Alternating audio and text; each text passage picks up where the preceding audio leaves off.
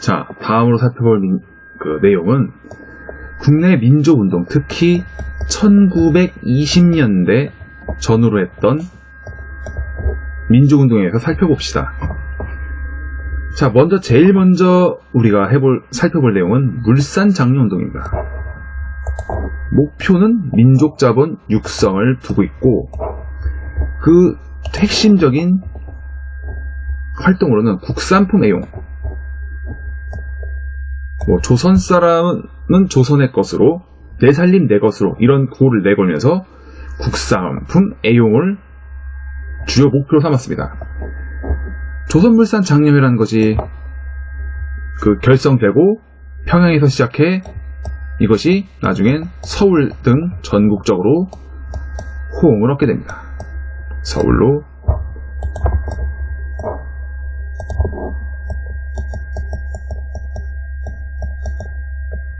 서울로도 이제 확산이 되고요. 그래서 민족자본 육성, 그래서 이 방향을 통해서 근검절약, 술, 담배 끊기, 이런 것들을 통해서 생활 개선 등을 또 이제 주요 내용으로 삼았고요. 여성과 학생들도 적극적으로 참여를 했습니다. 근데 문제는 당시에 수요에 비해서 실제로 이 생산력이 뒷받침되질 않았습니다. 그러다 보니까 늘 공급 부족에 시달리게 됐고, 공급 부족에 시달리게 되니까 상인들이 가격을 가지고 농간을 부려서 중간에 이득을 취하게 됩니다. 그러니 이런 상황에서 소비자의 외면을 받고, 당연히 민족자본 육성을 가만히 두고 볼 리가 없는 일본이 이를 탄압해서 결국 큰 성과를 거두지 못하게 됩니다. 그래도 민족자본을 육성해 보려고 했던 그 노력에 있어서 우리가 의미를 찾을 수가 있게 되고, 자, 다음은 민립대학 설립입니다. 우리 민족은 교육의 민족입니다. 고려시대 그리고 조선시대 이 거의 1000년 동안 거치면서 과거제도, 그러니까 관리 선발 제도가 자리 잡히게 됩니다. 이 과거제를 통해서 우리는 어떤 걸 체험했냐면, 이 교육이라는 걸 통해서 개인의 삶은 물론이고 가문, 국가의 운명이 바뀌었던 것을 체험했던 나라입니다. 체험했던 민족이고요. 그래서 자연스럽게 우리가 이 교육 활동을 계속해서 놓지 않고 추진하려고 했던 것은 매우 당연한 겁니다. 그거는 이후에 해방 이후에도 우리는 비록 가난하지만 자녀들을 끝까지 교육시키려고 했던 그 교육연료도 드러나게 됩니다. 민족의 실력을 교육을 통해서 양성해야 한다는 그런 움직임이 생깁니다. 주요 포인트는 당연히 우리만의 민립대학을 설립하는 건데, 조선 민립대학 기성회가 발족, 그러니까 모임이 만들어져서 활동을 하게 됩니다. 이 대학 설립에 필요한 자금을 모금하는데 해외에서 호응할 정도로 굉장히 활성화됩니다.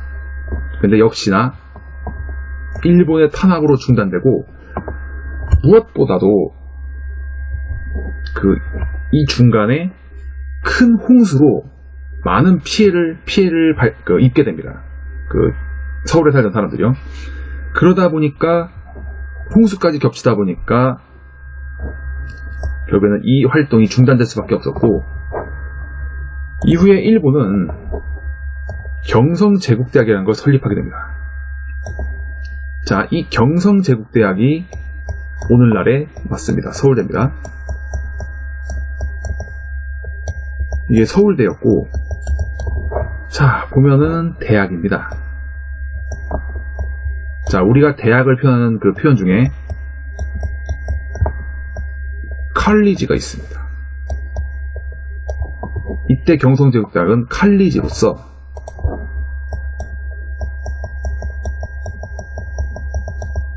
법학부, 그리고 의학부 딱 두 개가 있었습니다.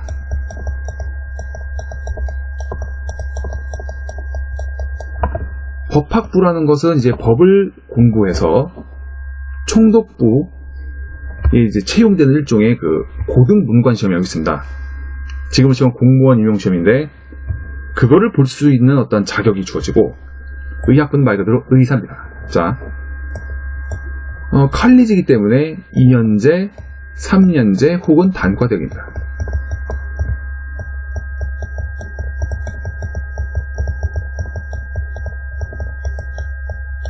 단과대학으로 법학부, 의학부밖에 없었고, 그리고 우리는 4년제 대학을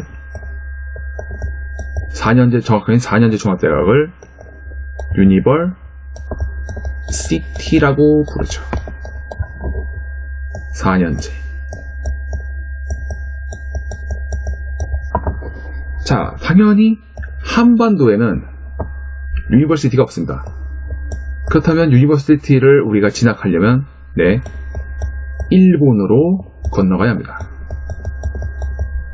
일본으로 건너가 유학을 해야 되는 그런 상황이죠. 어떻게 보면 이 서울대라는 것도 일본 제국주의가 남겼던 하나의 유산으로 봐야 될까, 이것이 또 어떻게 보면 고민스럽습니다. 자, 밀립대학 설립운동까지 했고, 다음 파트는 문맹퇴치운동입니다. 일본의 식민지 교육으로 특히나 농촌에서 문맹자가 급격히 증가합니다.